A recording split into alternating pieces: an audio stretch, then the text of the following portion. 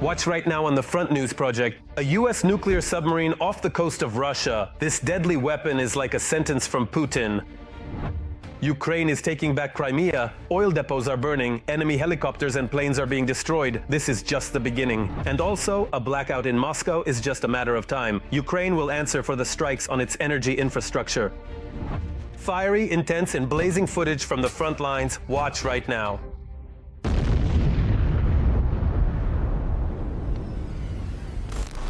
Greetings, this is Vladimir Timoshenko with you, and we're starting right away with the main topic. Volodymyr Zelenskyy promised to organize a global blackout in Moscow if the Russian army continues to attack Ukraine's energy sector. I will quote, "Russia must clearly understand that civilized countries differ from wild ones in that they never strike first and are not aggressors. However, this does not mean that they are weak," the Ukrainian leader noted. All the details? Let's watch. Russia, including Muscovites, should get ready for a cold, harsh winter. If the Russian Federation does not stop its strikes on Ukraine's energy facilities, Moscow will face a blackout. There's no need to be too cautious in our rhetoric with the Russians.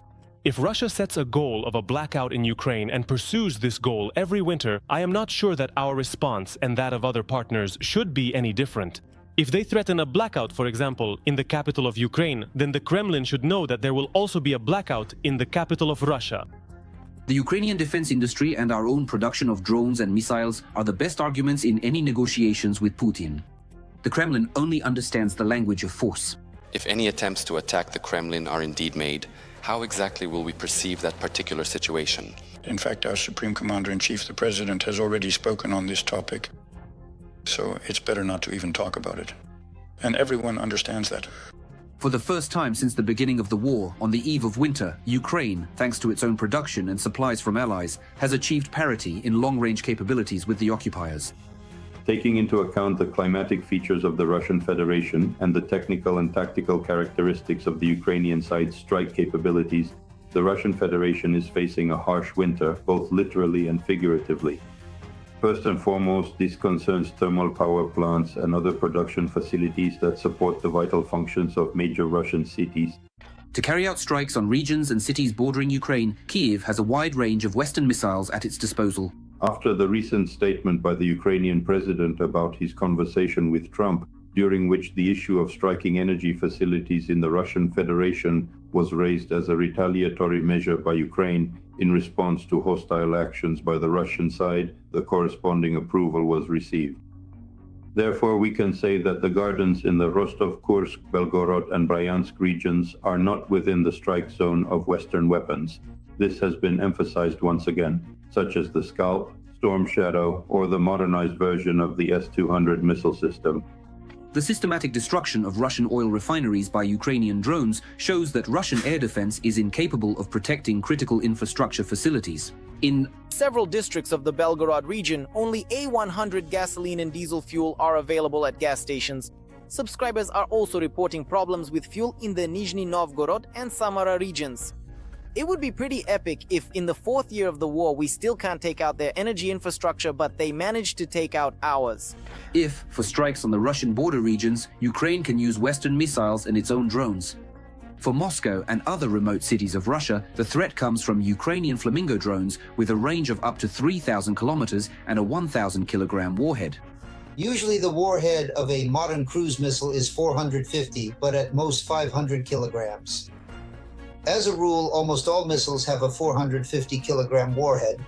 What does a 1-ton warhead provide? If such a missile hits a target, for example, an industrial facility, 2 of these missiles will completely disable it for at least a year.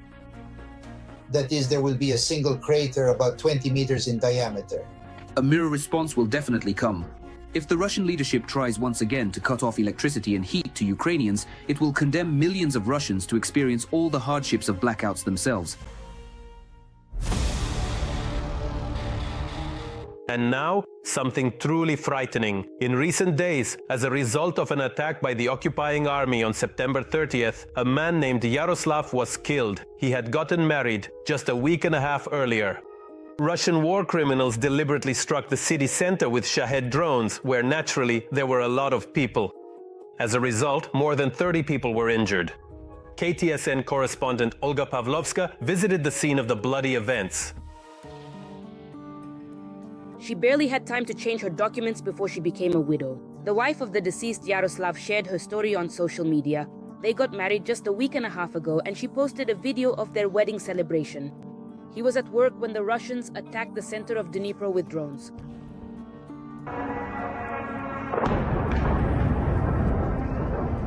They targeted a crowded public place.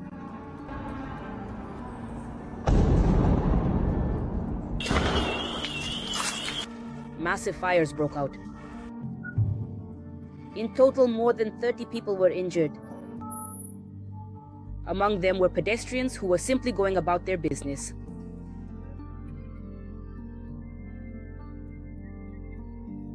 Among the injured are a 10-year-old boy, a 17-year-old girl, and a young man. 12 people remain in hospitals. Their lives are not in danger. One woman is under medical supervision in this hospital after surgery. She has shrapnel wounds in the muscles of her upper limbs. Her condition is currently stable. At the same time, in Dnipro, under the rain, the aftermath of the attack is still being dealt with. Dozens of apartment buildings have been damaged. Both this new building and houses built more than 100 years ago. The wall is destroyed. You can see the neighbors, you can see the street. I was at work. The cat was at home, but he survived. There are no windows. And there are practically no walls left. Well, the load-bearing walls remain, but the interior ones. This is a building from the 1900s. It's 125 years old. Something was falling there, glass was flying everywhere. Of course it was scary, and when it exploded, it blew everything out. The police escorted me out. It was very frightening. Employees are not allowed into the office building that was burning after the attack. After all, there's a risk of collapse. We barely managed to run outside, Anna recalls. There was one explosion and we all quickly ran into the corridor. Then there was another explosion. We covered our ears, but it kept exploding one after another. And then everyone went outside, and now we're waiting for information on when we can go back in to retrieve something, maybe some equipment or whatever we need. But they were putting out the fire yesterday, so everything is soaked with water in there. Well, we don't know. About 50 doctors and patients, including children, were in the medical facility during the attack. They survived because they went down to the shelter, but inside the building itself, 50 windows were blown out. Despite this, work resumed in the morning. There were no restrictions at all. We quickly organized ourselves, cleaned everything up, and from the start of the workday, from 8 in the morning, the facility has been operating as usual. Patients are being admitted, including children, and the pediatric dentistry, specialist doctors, and family doctors are currently seeing patients.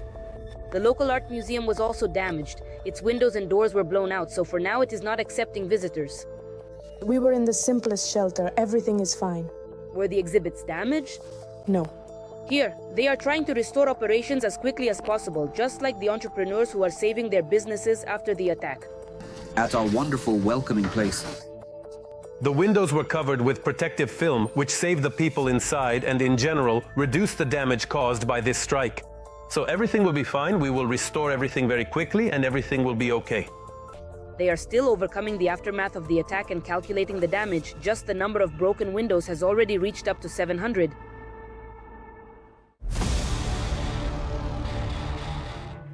And now it's time to analyze the operational situation on the blazing Pokrovsk front, where the Russian world continues to destroy, kill, and maim.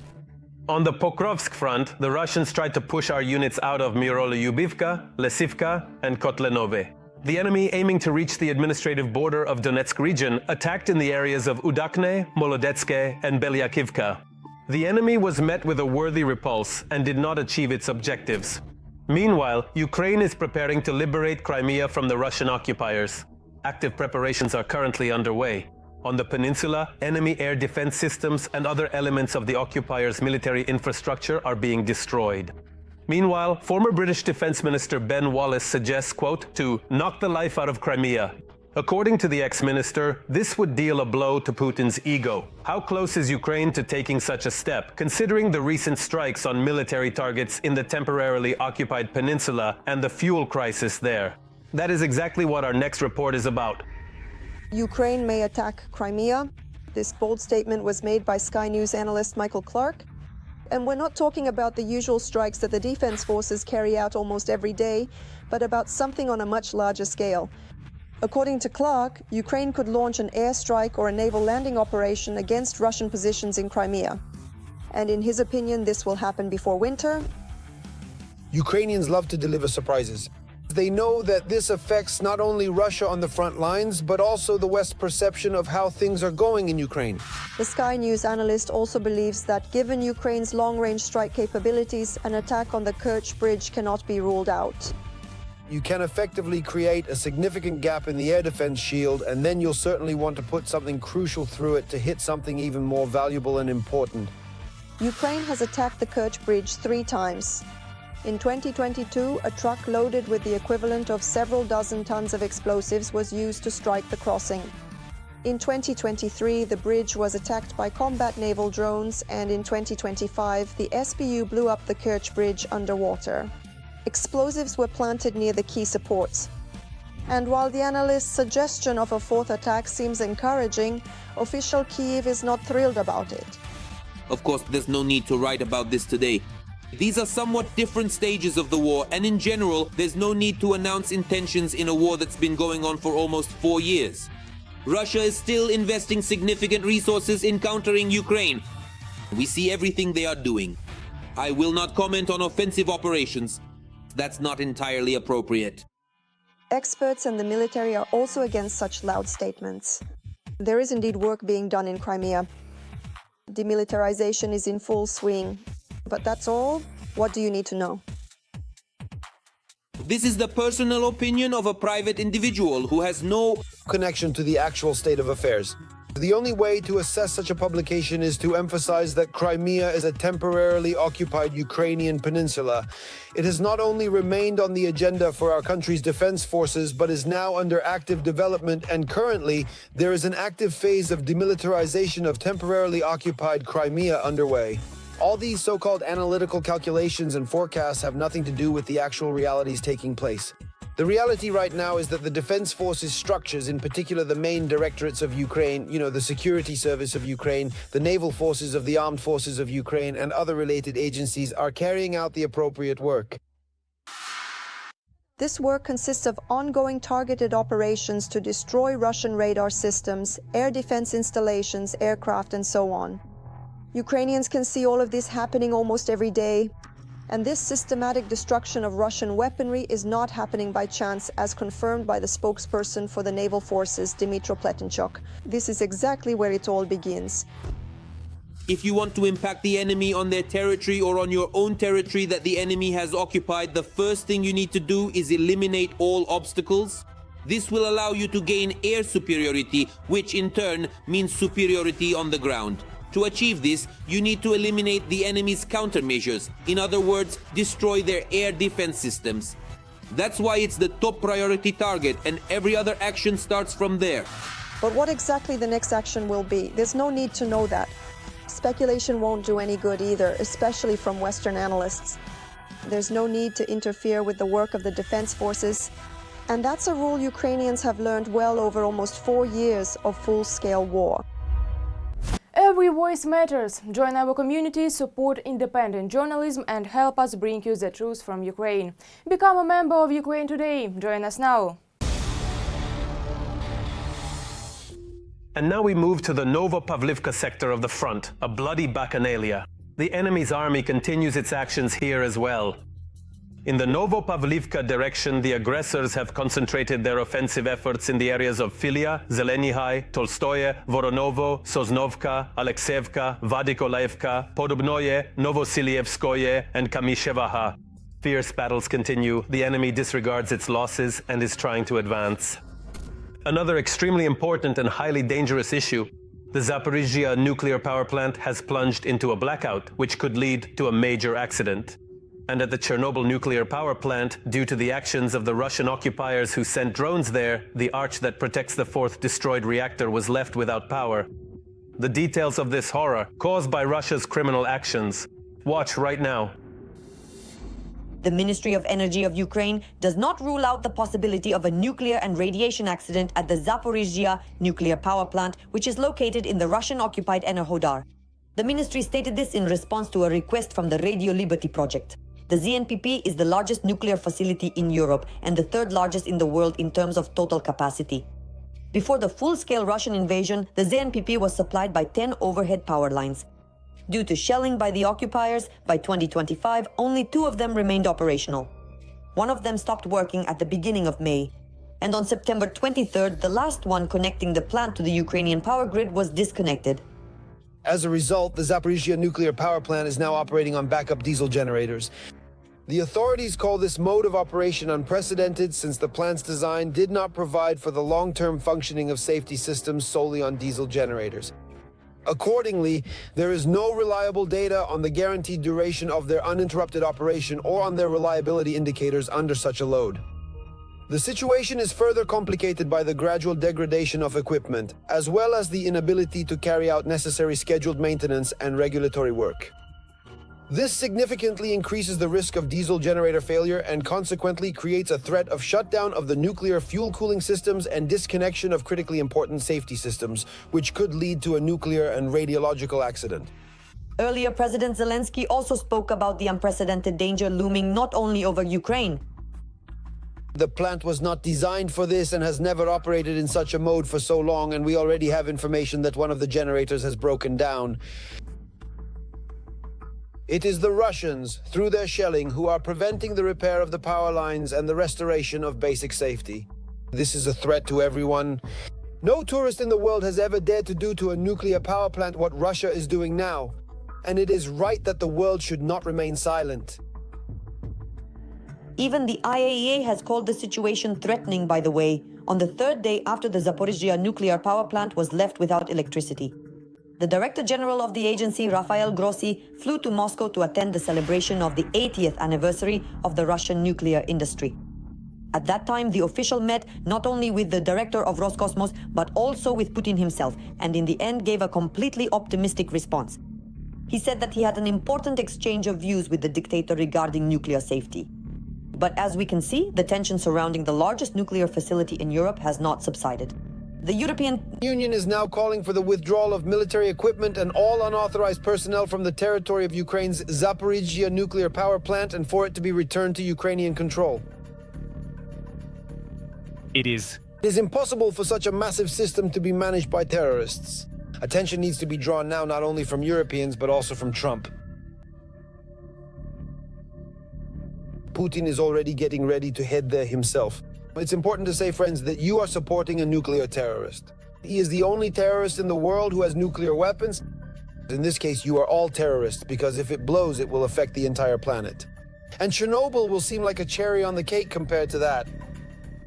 While a ticking time bomb is maturing in the occupied part of the Zaporizhzhia region, the Chernobyl nuclear power plant is also suffering from Russian aggression. For the 2nd time this year, an emergency has occurred due to attacks by the Russian army.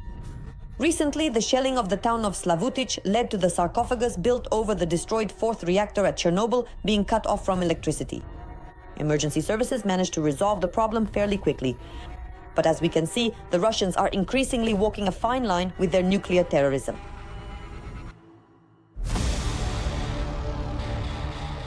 And now, let's analyze the current situation on the Kupiansk and Lyman fronts. Putin's army and its allies are acting true to form.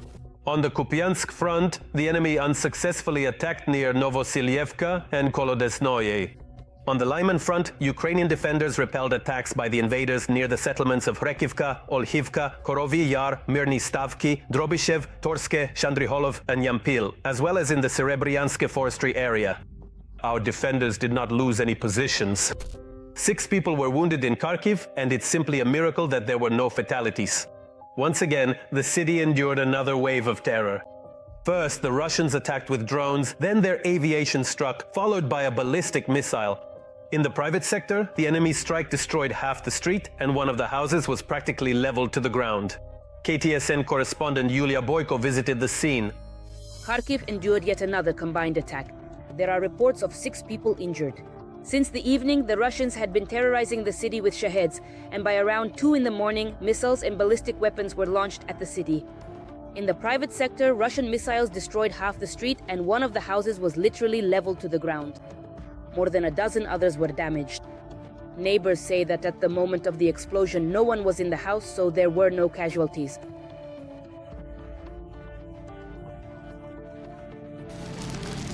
It was intense. It was scary. There was such a bang and a flash. My window, which was taped up, shattered. Debris flew everywhere. Then I saw the TV had fallen, and the second window was blown wide open.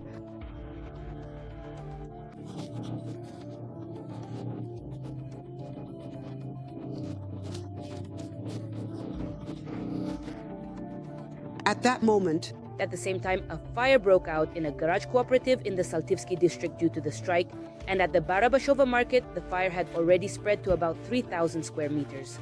The injured include an 80-year-old woman, a 25-year-old police officer, and 4 civilian men. Their conditions range from mild to moderate severity.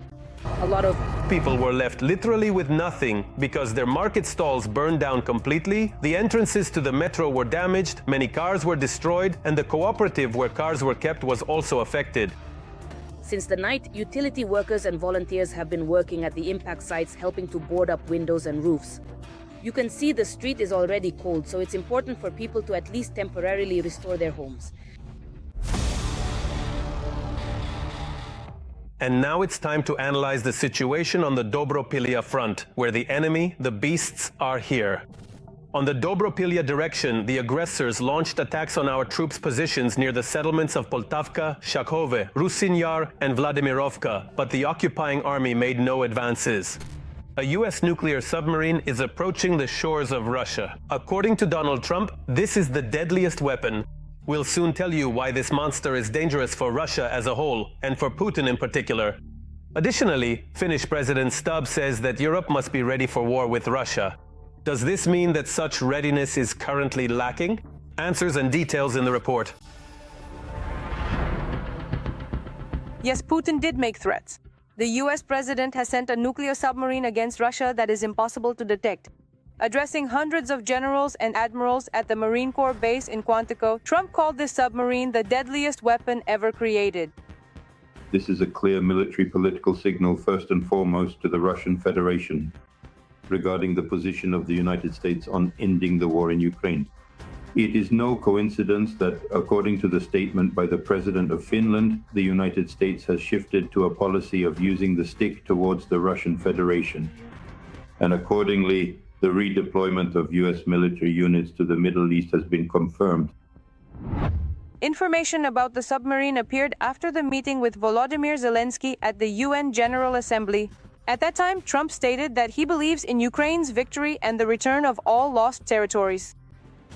At the same base in Quantico, where Trump spoke about the nuclear submarine, the head of the US Department of Defense, Pete Haxall, ordered preparations for victory in the struggle, in case their opponents issue a challenge. Apparently, this refers either to another strike on Iran or accordingly to the conduct of an air and ground operation in the Gaza Strip. To drive life out of Crimea in order to hurt Putin's ego, this proposal was made by former UK Defence Minister Ben Wallace. It should be noted that the first steps in this direction have already been taken, considering the fuel collapse that recently hit the peninsula.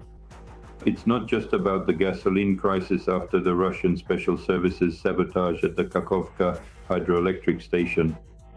Crimea has no way to supply either drinking water or technical water.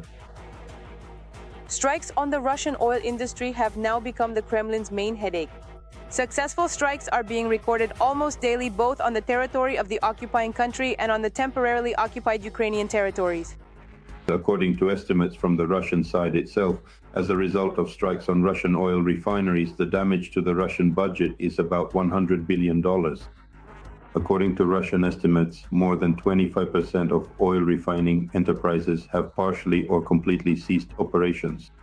Moreover, the Russian side itself admits to problems with the supply of fuel and lubricants in 20 regions of the Russian Federation. These are extremely serious challenges facing the Russian economy. In addition, the Russian government has taken unprecedented measures, namely a ban on the export of gasoline and diesel fuel. Finnish President Alexander Stubb has called on Europe to be prepared for war with Russia. The Finnish leader announced that security guarantees for Ukraine must be effective and should include the readiness of Western countries to take competitive steps to stop Moscow. At the moment, air units are being redeployed to the territory of Poland and Romania. This is a flanking maneuver. In addition, combined units from NATO countries are being redeployed to the territory of the Baltic states. Naval exercises are being conducted in the waters of the Baltic Sea. It should be noted that the newest aircraft carrier of the United States is currently stationed in Danish waters. The Russian dictator Vladimir Putin has signed a decree for a record draft of Russians into military service from October 1st until the end of the current year.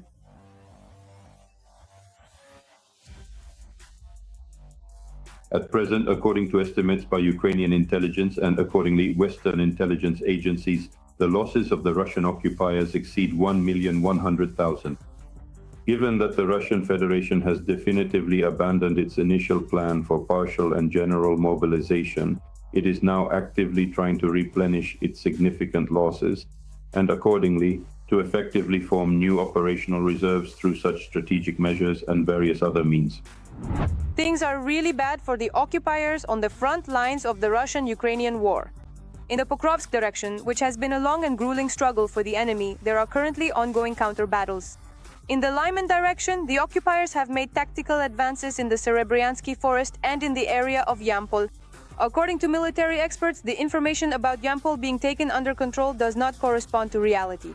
Active fighting is taking place in the area of Orkov and Malatokmashka in the Zaporizhzhia direction. Ukrainian defense forces are preventing the occupiers from advancing in the Dnipropetrovsk region.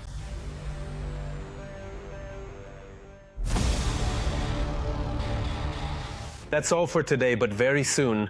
On the Front News program, you'll find new, unique materials from our journalists and from the hottest spots of the war, collected so that you know the truth. This was Vladimir Timoshenko with you. Take care of yourself and your loved ones. Take care of yourself and your loved ones.